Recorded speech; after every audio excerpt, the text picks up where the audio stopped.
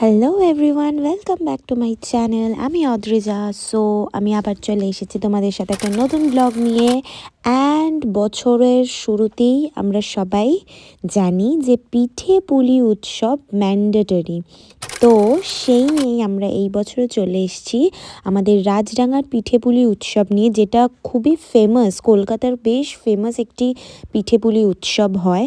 আমি এর আগের বছরের ব্লগেও দিয়েছিলাম আমার ইউটিউব চ্যানেলে, অ্যান্ড এই বছরও আমি সেম পিঠে পুলি নিয়েই ভ্লগটা করেছি।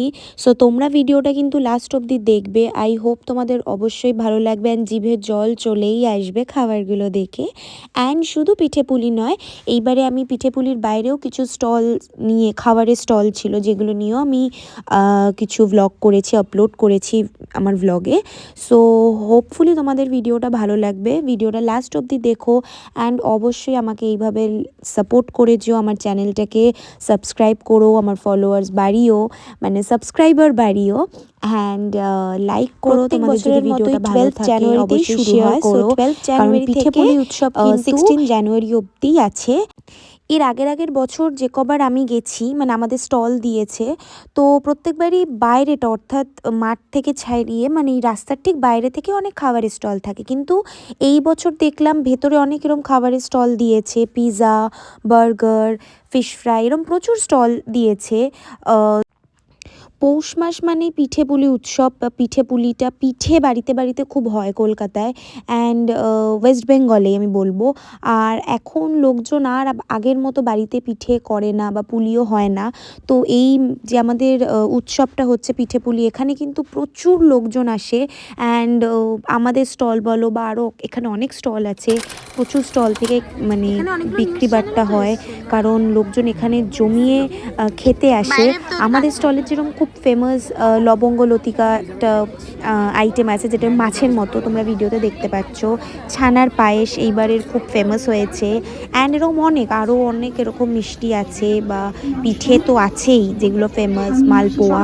তো আমি তোমাদের একটাই কথা বলবো, ভিডিওতে দেখতেই পাচ্ছ, দেখেই জানি আমারও জিভে জল আসছে যখন আমি ব্লগটা করছি, বিকজ আমি নিজেই খুব মিষ্টি লাভার, মিষ্টি খেতে ভালোবাসি। অ্যান্ড যারা আমার মতনই মিষ্টি খেতে ভালোবাসে, আমাদের স্টলে তোমরা এসো। আমাদের স্টলের নাম পৌষী। আই হোপ শুধু আমাদের স্টল না, একবার এই উৎসবটাতেই এসো। খুব সুন্দর এখানে ফাংশন হয়, প্রোগ্রাম হয়, যেটা দেখতে এমনি তোমাদের খুব ভালো লাগবে।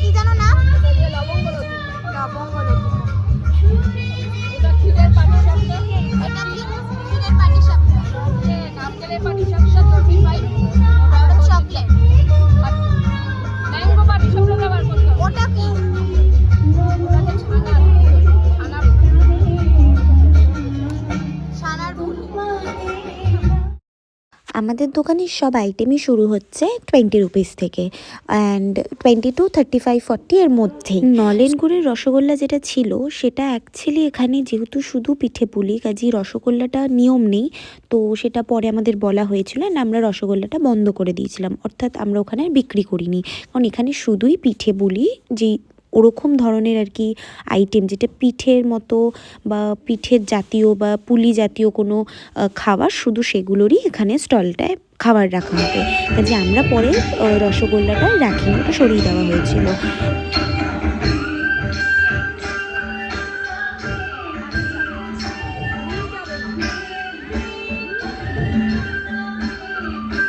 লোকজন যে শুধু খাচ্ছিল তা না, লোকজন পার্সেলও করছিল, তার মানে বুঝতেই পারছো পিঠেপুলির ক্রেজটা কী লেভেলের।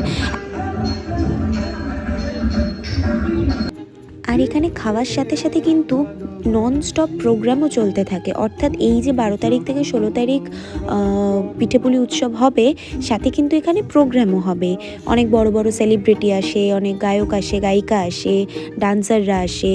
সো এখানেও জমিয়ে ভিড় হয়ে যায় বিকেলটা, দেখতেই পাচ্ছ একদম ভীষণ ভিড় থাকে বিকেলে। এইবারে যেরকম 90s ফেমাস সাধনা সরগম আসছে, উষা উত্তম আসছে, তারপর সালমান আলী আসছে, এরকম আরও অনেক ভালো ভালো গায়ক গায়িকারা আসছে।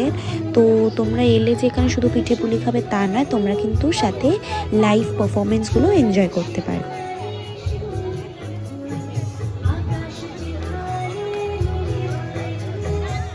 তারপর দেখি এখানে চলে এসেছিল রুক্মিণী তার নতুন মুভির প্রমোশনের জন্য, যেটার নাম বিনোদিনী। অ্যান্ড ট্রেলারটা দেখে আমার মনে হলো মুভিটা বেশ ভালো হবে। ওমকে বরণ করে নেওয়া হচ্ছে উত্তরীয় এবং পুষ্পস্তবক দিয়ে। কেমন আছেন সবাই? সবাই কি পিঠে খেয়ে পেট ভরে গেছে? এইখানে আজকে এই সন্ধ্যেবেলায় আসার জন্য অনেক কটা কারণ আছে, কিন্তু সব থেকে বড় কারণ হলো যে আমরা যারা সবাই মা মাটি মানুষ নিয়ে কথা বলি, বলতেই হবে মেয়েদের কথা। আমাদের মেয়েদেরকে আমরা সবসময় প্রাধান্য দিই। যেটা রিলিজ হতে চলেছে 23শে জানুয়ারি, একটি নারীর গল্প। এটা তার যাত্রার গল্প, তার লড়াইয়ের গল্প, পুরোটাই নিয়ে যে থিয়েটারের প্রথম সুপারস্টার হিরো।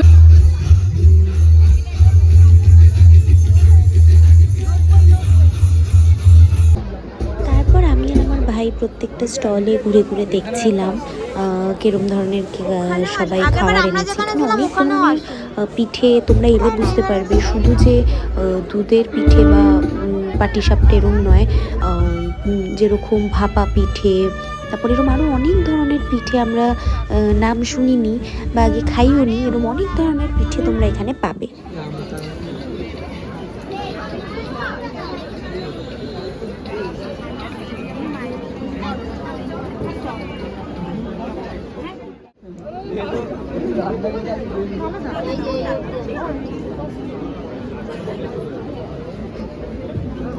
পিঠে তো খাওয়া হবেই, তারপরে ভাবলাম যে পিঠে খেতে খেতে এবার একটু যাই পিৎজার দিকে। তো পিৎজার যখন এই দোকানটায় যাই, এখানে দেখলাম বেশ ভালোই ভিড় ছিল, অ্যান্ড সবাই চিকেন রেগুলার পিৎজা অর্ডার করছিল। তো আমরাও 100 টাকা দিয়ে সেই রেগুলার পিৎজাটা অর্ডার করলাম। 100 টাকার বার্গার, রেগুলার পিৎজা এরকম খাবার ছিল। তো আর তখন ভিড়টা আরও বেড়ে গেছিলো। অ্যান্ড আমি ভাবলাম যে আমি একটু পিৎজাটা খেয়ে দেখেই নিই, যাতে আমি তোমাদেরকে এই ব্লগটায় সাজেস্ট করতে পারবো যে পিৎজাটা তোমরা খেতে পারো কি পারো না। কারণ এলে লোকজন দেখবে পিঠে পুলি তো অবশ্যই খাবে, একটু পিৎজার দিকেও মানুষের ইচ্ছে করে, একটু পিৎজা একটু মোমো এগুলোও খেতে ইচ্ছে করে।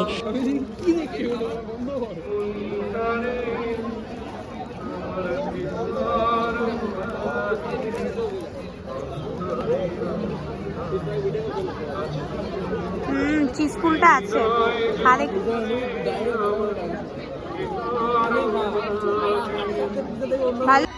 সো পিৎজাটা কেমন হবে এটা একটু আমরা ভাবছিলাম, বাট পিৎজাটা কিন্তু অ্যাকচুয়ালি টেস্টি ছিল, বেশ সফট অ্যান্ড বেশ অনেকটা লোডেড চিকেন ছিল, চিজ ছিল। আমার অ্যান্ড আমার ভাইয়ের দুজনেরই বেশ ভালো লেগেছে।